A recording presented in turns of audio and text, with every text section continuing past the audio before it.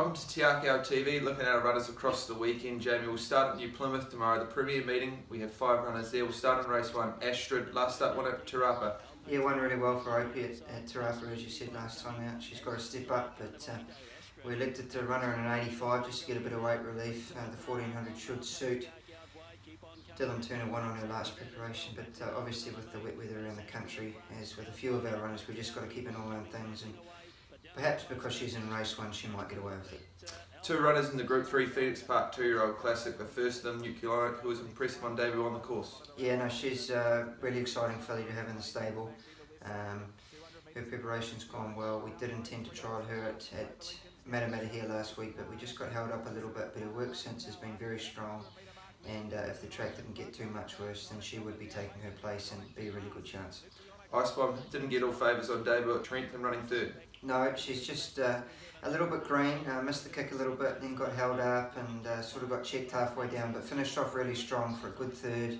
Made a little bit of a gear adjustment with the visor blinkers going on just to help her concentrate a little bit. Sean Mackay rode her during the week and was pleased with her work, and I don't think that the slow track conditions should be any concern to her. 2 runners in the Group 3 Taranaki Cup, Vinevale and Aberdeen. Yeah, we trained both of those 2 for Windward Grange and Trelawney respectively, both looking to get a bit of black type as we look to build their broodmare value. So look, both seem to prefer the better tracks, so we'll just assess the weather this afternoon and the track in the morning before we confirm to running there, but I'd say both are doubtful starters at this stage if the rain was to keep up. Alright, tomorrow's second meeting, Ellerslie. We've got 8 runners there. The first of them, Splurge, comes off a last at second at Trentham. Yeah, he's in really good form. I think if he jumped away cleanly with him that day, he probably could have beaten Volks Lightning. She's a really progressive mare, and I think this horse is in great form. His work's been spot on, and he does handle a bit of cut out of the track. So we go into that race with a bit of confidence that he'll run well. Second runner in the same race is Latin Rose, a little bit disappointing last time at Pookie. Yeah, she's got all the ability. Just a few things haven't gone her way. She's just a little bit older. And we will look to ride her differently. Her best run was probably at Riccarton in the Breeders' Stakes where she came from last, so we'll probably look to drop her out and see if she can run home. Our next runner is Dame Margot Fontaine, who's been pretty impressive winning her last 2. Yeah, just got held up. Unfortunately, Royal Stakes had to late scratch her because of a little foot injury, but she's freshened up really well. She will need the run as we head towards the Oaks. She'll go to the Lowland from here, but she's adept on all sorts of going. Fitness will improve, but she's a really good each way chance. 3 runners in the Group 2, Avondale Guineas. The first of them, Shocking Lark, who was very good running second in the Waikato Guineas. Yeah, no, he's a progressive sort of galloper.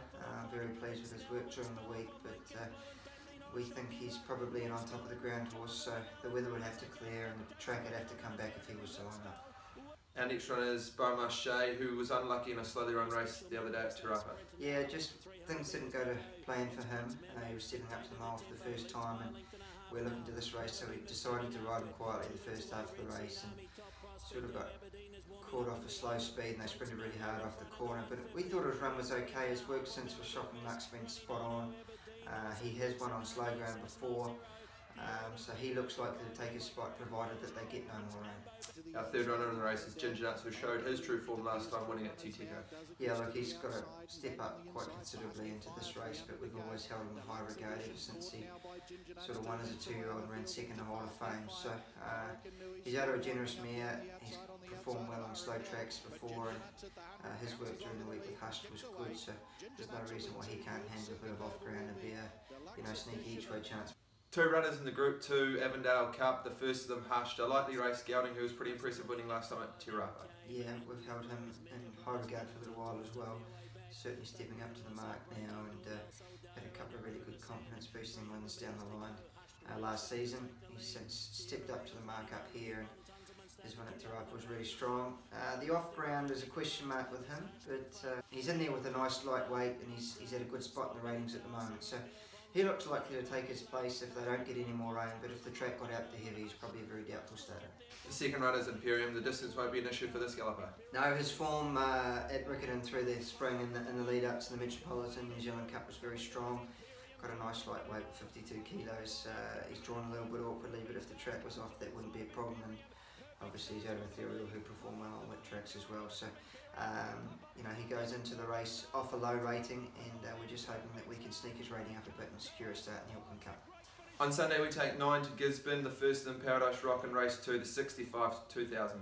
He's been named at this meeting for a little while since Rotorua. He'll probably complete the circuit down at Wairoa. He's a funny sort of horse. Cameron Lama seems to get on with him really well. I think we can hopefully roll forward from the draw, and he should be in it for a long way.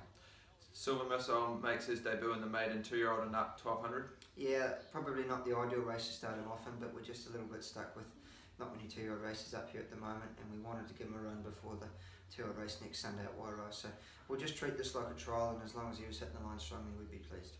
2 runners in the 65-1200, the first of Smokehouse Bay, who's unlucky resuming at Hastings. Yeah, as you say, Dylan, like he just had nowhere to go. We think she's quite a progressive sort of mare, and her work during the week's been spot on, so she should really put her hand up if she can get a bit of luck from that awkward draw. Corporate Missile resumes after 2 trials. Yeah, her fitness is where it needs to be now. She just taken a little while to come to it, but her work during the week's been good, and the blinkers go on, so she's another that should be a cheeky each way chance. Bloom's been consistent this progression. Yeah, Cameron Lamas got off her on Thursday morning and said that it'll only be Jockey Era that beats this horse on Sunday, so we'll see what sort of judge he is, but really looking forward to her running. Zip Zap steps up to 1600 metres with the blinkers on. Yeah, she's sort of knocking on the door, just got held up a little bit last time at Woodville with the slow track, but up to a mile, as you say, with the shades on should really help, and she's a good each way chance. Princess Devone steps out in the Poverty Bay Cup, been in good form this prep. Yeah, she's really stepped up this campaign. She's looking for a mile. Obviously, Kevin Myers too up the top of the book will be hard to beat, but they are carrying significant weight. We get in with 54 kilos, so she's a really good each way chance, and I'm sure that she'll put her best foot forward. We round out the day with 2 runners in the 65 mile, the first of them Emperor resuming. Yeah, no, his trials have been good. Blinkers go on. Happy with his work during the week, but he usually does take a run or two to come to it, so expect further improvement for him as we get down to Wairoa and up in distance a little bit. Fastnet Fire's been consistent in this preparation. Yeah, she's been knocking on the door, just changed things around a little bit with her at home just to try and spark her up a bit, but her work on Thursday morning was as good as it's been, and if she can have a bit of luck from the draw, then she should be a good chance. At this stage we have plenty of runners across the weekend, Jamie, providing we get no more rain, so what's the best of them? We'll go with Splurge in the 85-1200. He's in good form. He won well at Otaki on a soft track, and Dan Miller was happy with his work during the week, and I think that Danielle with his stick in the left hand should be a good advantage to him, as he did run out a bit there last time, but he's a progressive horse, and I think that he should run really well. We wish our owners all the very best for the weekend, but before we go, Jamie, you went out to the farm during the week and expect the yearlings from Cracker. Is there one that still has shares available that stands out? Oh, there's some lovely colts out there, but one that really stuck out to me was the Tavistock colt that we bought off Valachi. Real standout type. A Tavistock that's a little bit smaller, not too big and rangy, might come a little bit sooner, but David loves him, and David Karen have actually kept a share in him. As Dave said when I was out there, he really reminds him of a horse called Te Akau Nick that ran second in the Melbourne Cup. He's that sort of staying sort of colt. If that is the cross that works, and this colt's certainly got an exciting future in front of him, and if you were to pick out one that still had some shares available, then that would be the one that we recommend. Don't forget to check out the website for all the shares available, and we'll see you again next week.